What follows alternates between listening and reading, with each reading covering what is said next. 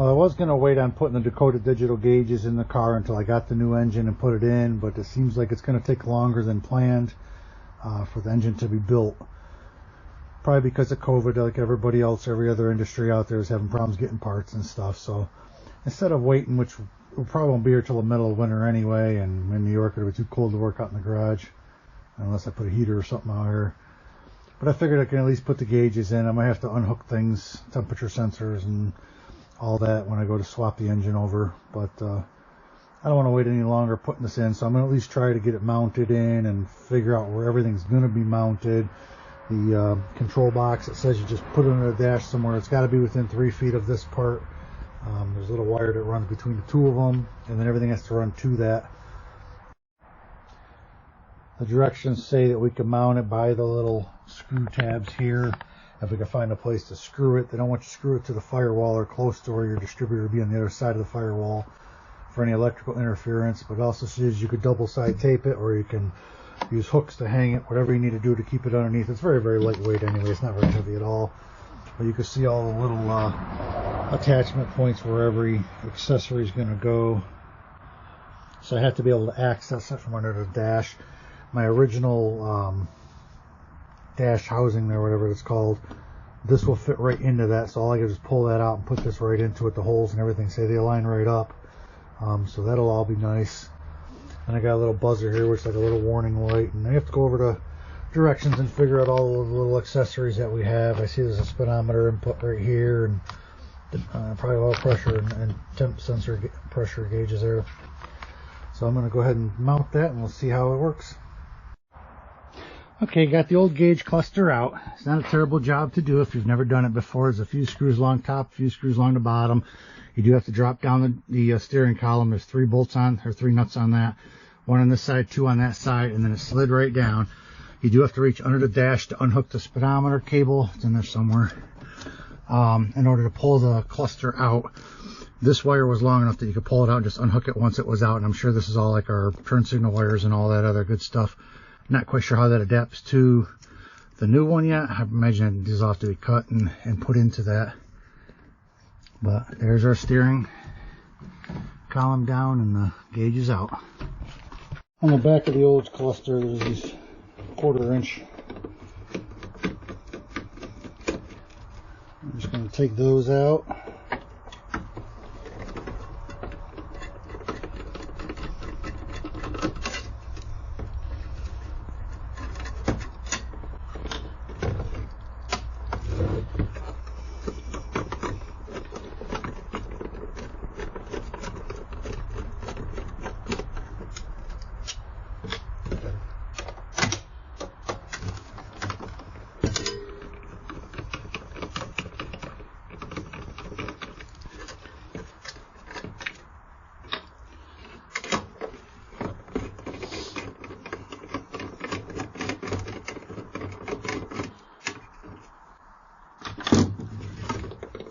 How slick is that?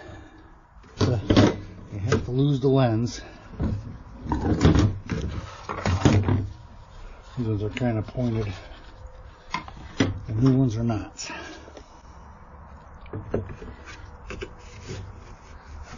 Other than that, I mean, how could you ask for a better fit than that? Wow.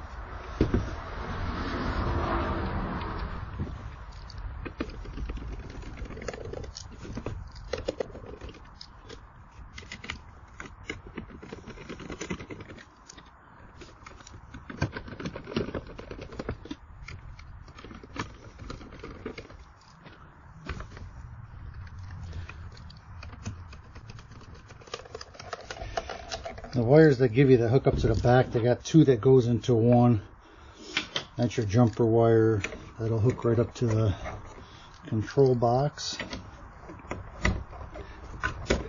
And everything else just wires into the back of the control box. For the, I believe it's for the height indicator's not even there, but I'll leave it there. So I'm thinking the gauge did the height indicator. I'm not sure if that just stays empty or.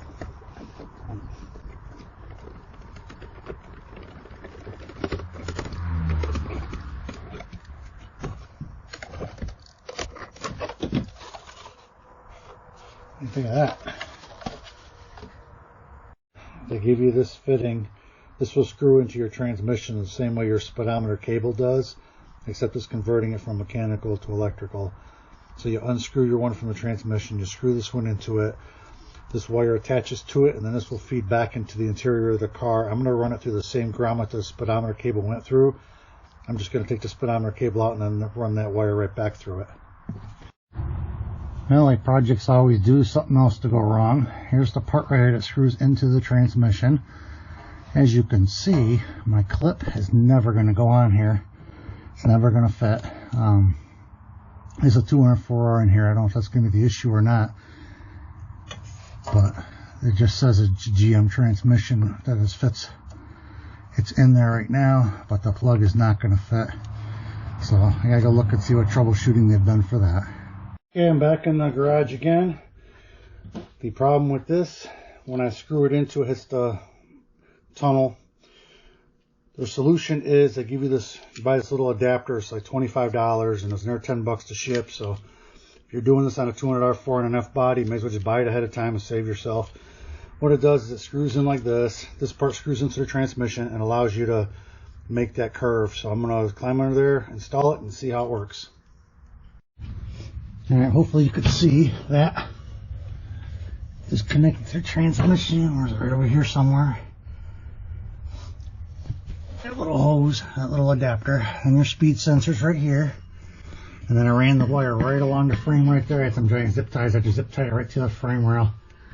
Right up, if you could see, it goes into the same grommet that the speedometer came out of. So that fits pretty good. I got tons of slack on the inside, so we're definitely gonna have to shorten it once we figure out where exactly we're mounting the computer part of that. If anybody knows the answer, I'm wondering why they couldn't just make the speed sensor screw into the other end of the speedometer and save people all this work. It would have been right under the dash. I could have just screwed it right in and then connected the wires right there. I'm just curious if there's an actual reason for it. If anyone knows, just leave a comment. If not, it does work this way, as you can see. Just a quick clip. Underneath here is the grommet that I came back in on. You can see it's kind of behind the fuse panel here. Could not get it back in from outside, from the engine bay. So what I did was just remove a couple of screws from the fuse box, pulled it away. I was able to clip it right in from here. You can see how long the wire is. I want to take a wire all the way to the back seat. Not that the rest of the wires are going to be that long, but that's huge. So we're definitely going to shorten that down. I think I might try to put the control box in the glove box. I was originally planning on putting it behind the dash right here. I think it would fit there. I think it'd fit just fine, but it says there's little indicator lights on here that can help you troubleshoot things later. So to avoid having to tear apart my whole dash, to look what lights blinking to see what's going on, I need access to it. So it needs to be somewhere I have access to it. If I had a center console, I would love to put it right here. I don't have one currently, so that's not an option for me. If something pops up later on, maybe I'll try to move it. It wouldn't be that hard to come out of the glove box because there's just a couple screws here. I'm just going to go around them. Eventually I'm going to put AC in here anyway, and when you do, you lose some of the glove box anyway. So maybe it could be moved later, but for now, to get it wired up and to be able to have access to it, I'm going to put it right in here. And I plan on doing the turn signals first. On my car, I'm sure yours may be different, unless you have the exact same car. There's a dark blue, it's labeled number 12. That's my right turn signal. And number, I think it says number 9, it's the fourth one over, is a light blue wire. That's going to be my left turn signal. So I'm going to cut those. I'm going to run some wire to make them longer, to run it over to the glove box. I'll do that first. Power is off.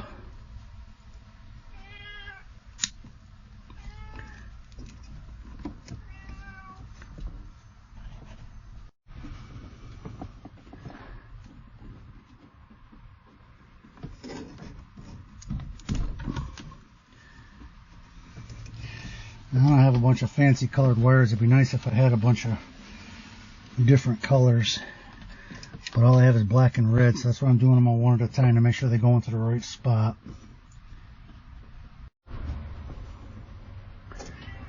I got a little piece of shrink tube I'm going to use on every one of these connections that I'm doing,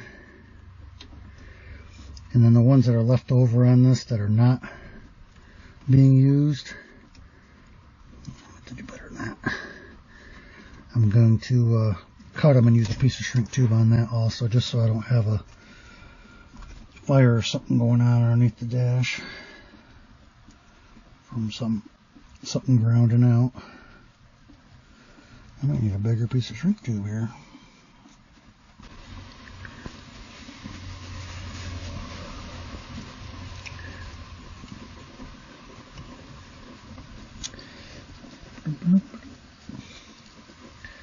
Perfect.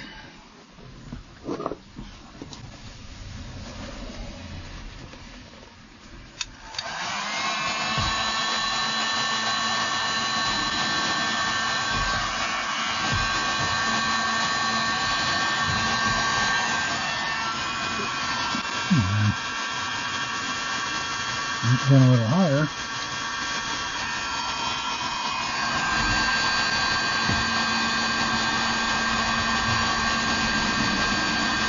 There it is.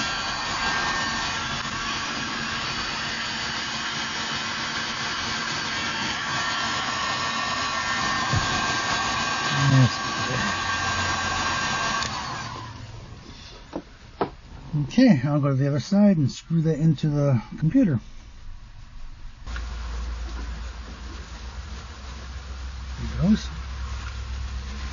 Alright, there's the right. I'll do the exact same thing with the left wire I showed you was a light blue wire. And then my turn signal part will be done. The next wire that we're going to do, we know this one is like a pinkish color here. It's marked number 7 on here. This one was 12 volt keyed power. So we're going to splice into that. We're going to use all the red wire for the 12 volt constant, 12 volt keyed power.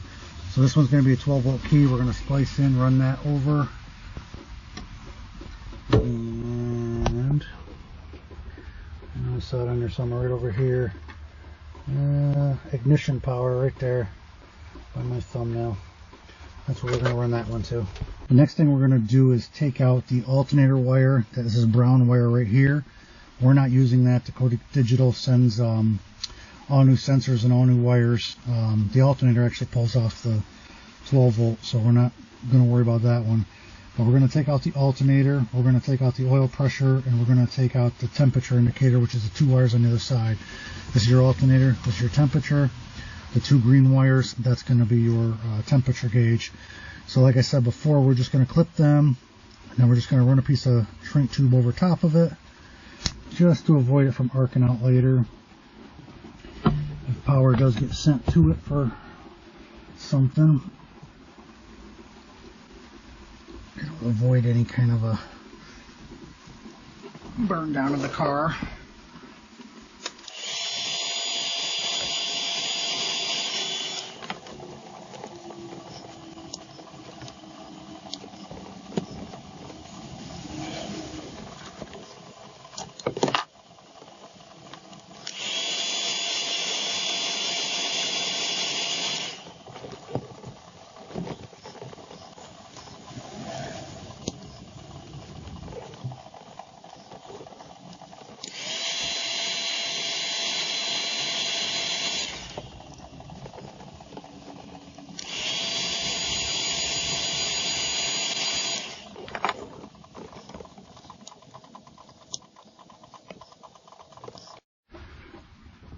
And just to give it a little cleaner look, we'll just tape them all together.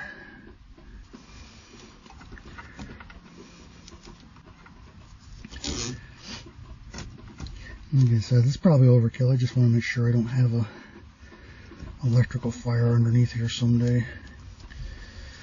Cruising somewhere and get stuck somewhere. And burn down all my hard work because I was too lazy to put a piece of tape on. Okay, let's move on. Next wire we're going to do will be this number 3 right here on ours. It's kind of a grayish color right here. This is the wire that when you turn your lights on, it lights up the dash. So we are going to use this one and put it in the dim on the Dakota Digital computer. Be careful when you wire that up. Make sure you're putting in the dim and not the dim adjustable. The dim adjustable is if you wanted to replace your switch, then they can make it so you can adjust it just by turning the knob. I will not have that option, at least not yet. Still can adjust it though. There's an app you can put on your phone, and it'll do all kinds of neat stuff, including, oops, forgot the shrink tube, including setting your dim to what brightness you prefer. I don't think the switch was all that expensive, but it did not match the washer one there, so I opted not to do it. Maybe someday. Okay.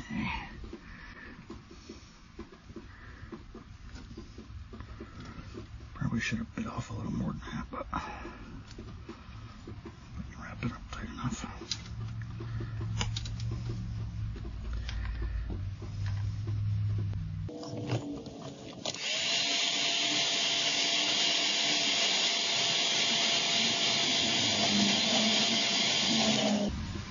Okay, hook that up at the other side, hooking it up the dim. Next one. Next one's going to be this one that's marked number 1. It's like a light brown. There's 2 brown ones there. I don't know why. One of those I think is the brake warning light.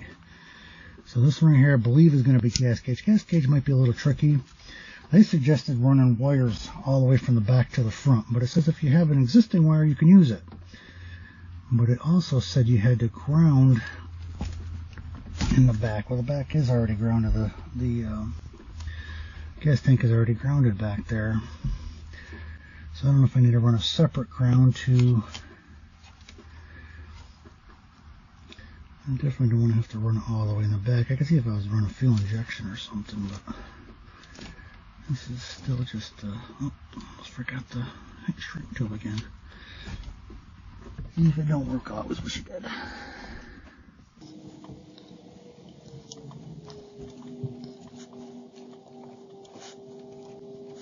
No expert on this, especially wiring, so if anybody wants to leave a comment on the way I did it or a better way of doing it, feel free. That's how we all learn.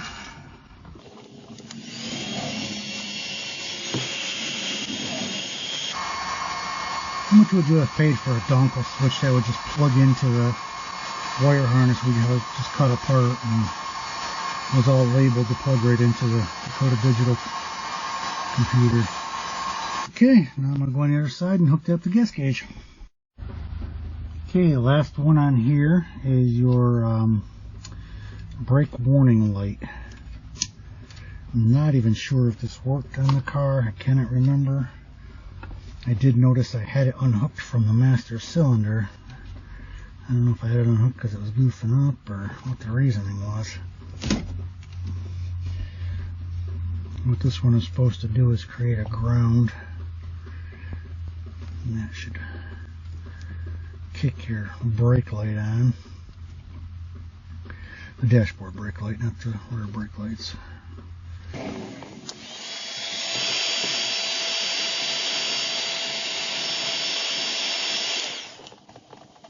Okay, I'll go hook that up to the brake side of that computer.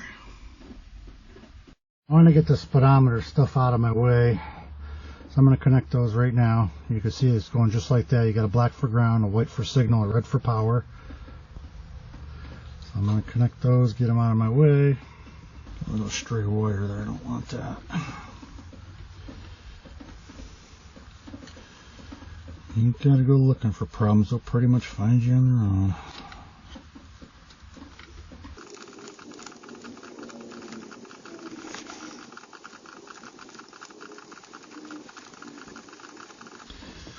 Okay, you have a couple other things on here you can still do. There's an engine, it's like a check engine light. We don't have one on this car.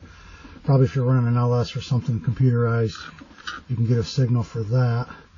Let's see what else we got. We got our high low. There's a tach input here. We haven't done that yet. And our high beam I'm not sure where that one is either. It's on here somewhere though. You can break on right there high. So that's probably the next one we're going to run. Okay, next we're going to have the high beam wire. I'm going to take that right off the high beam light. Thought about wiring both of them up in there because I figured I could probably just splice into it, but I think just a new one should be fine.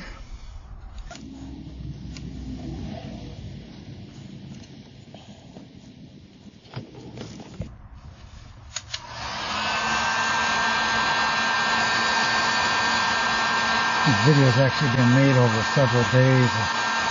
I get out of work and the weather's half decent. I'm trying to get in the garage and get a little more done each time. Okay.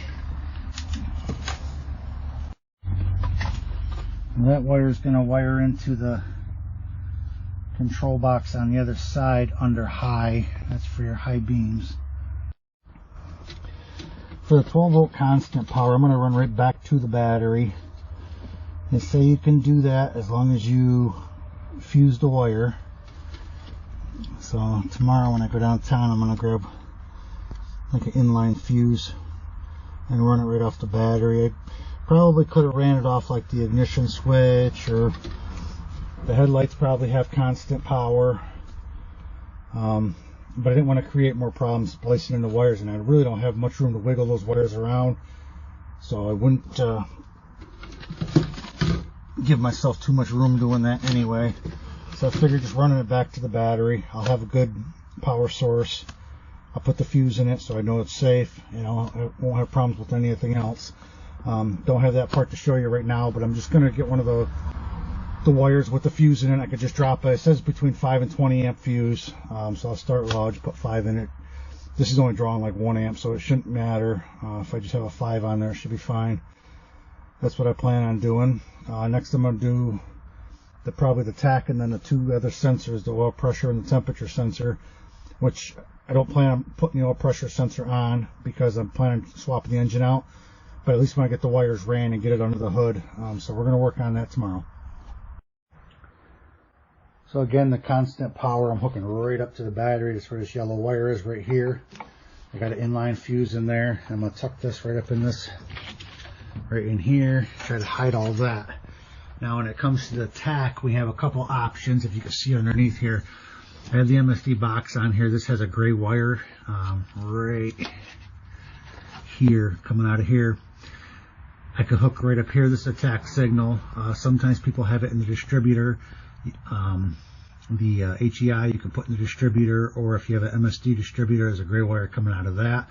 If not, you could do it old school and run right back to the negative of the coil. But we're going to run right out of the gray box here, for the MSD box, to the gray wire. Okay, I ran the ground wire. For now, I just grounded it right here to the bolt in the glove box.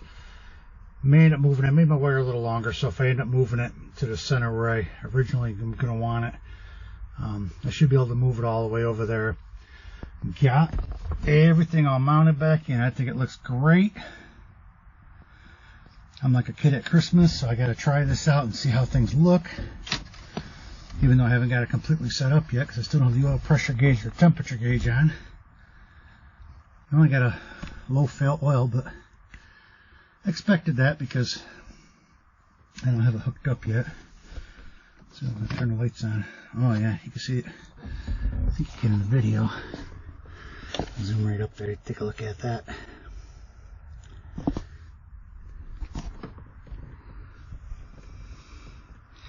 Actually saying I got some gas in there. I wonder if it's already reading the gas.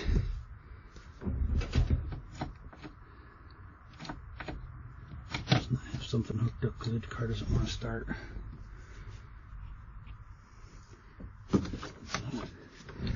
Yeah, the lights didn't stay on. I think they should have stayed on.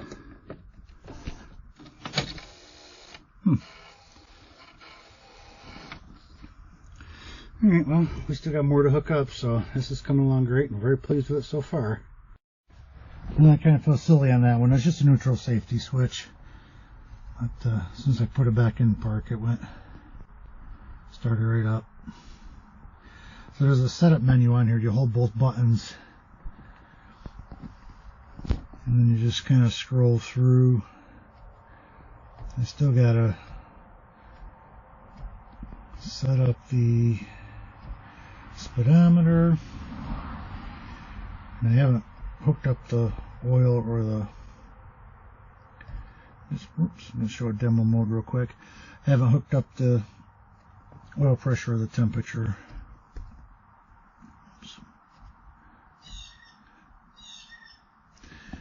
So here's what the gauges look like. This will run through like a demo mode, just kind of show you all the different colors and stuff that are available.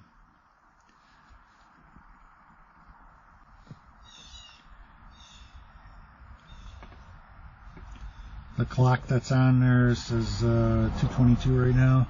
As soon as I put the app on my phone and went into setup, it asked if I wanted to set it for the time my phone was. So that was automatic. The car's going to be able to do a lot more, or the gauge should be able to do a lot more than I have hooked up to it. It's got an indicator down here to say what gear you're in. I don't have that attachment to it yet. And on the side here, I got a little temperature gauge and compass on there. I don't have that hooked up. Kind of give you an idea what it looks like when it's running.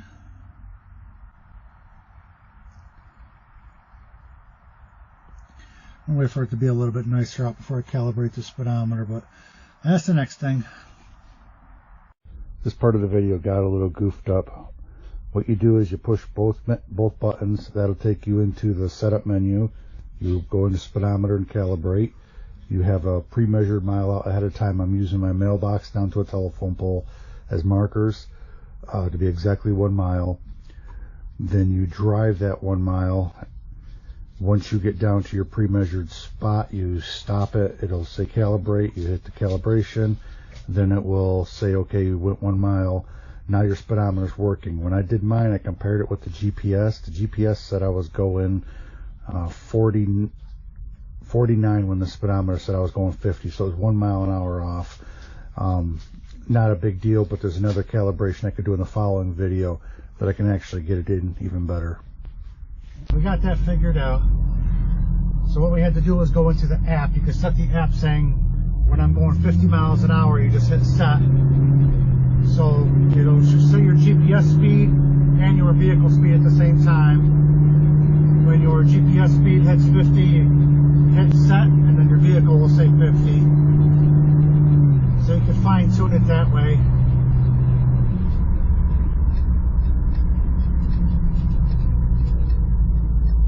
But even going on the measured mile, it was only 1 mile an hour off. And it might have been because the GPS was a little slow, but it's definitely dialed in now.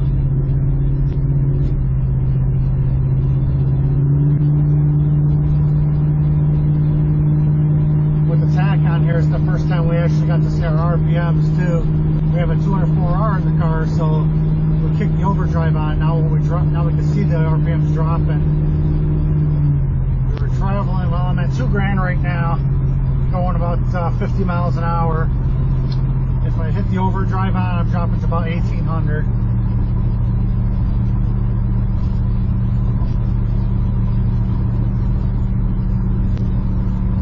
I still got to set up the temperature gauge and the oil pressure gauge. Temperature gauge I'll probably set up right now because that's going in the intake manifold. And the new intake, the new engine will get this intake manifold on it, so it won't be nothing to unhook the wire and then hook it back up when the new engine is in.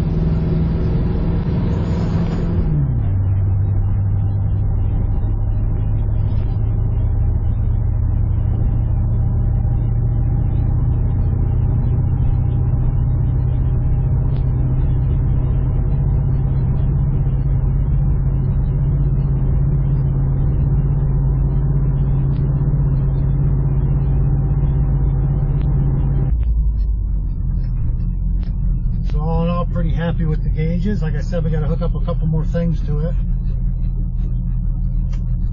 I'm sure you guys already know how to do that. Wires are already ran for it. All we got to do is put the sensors in. So there you have it. If you have any questions, go ahead and leave a comment. I'll answer it the best I can. Have a good day.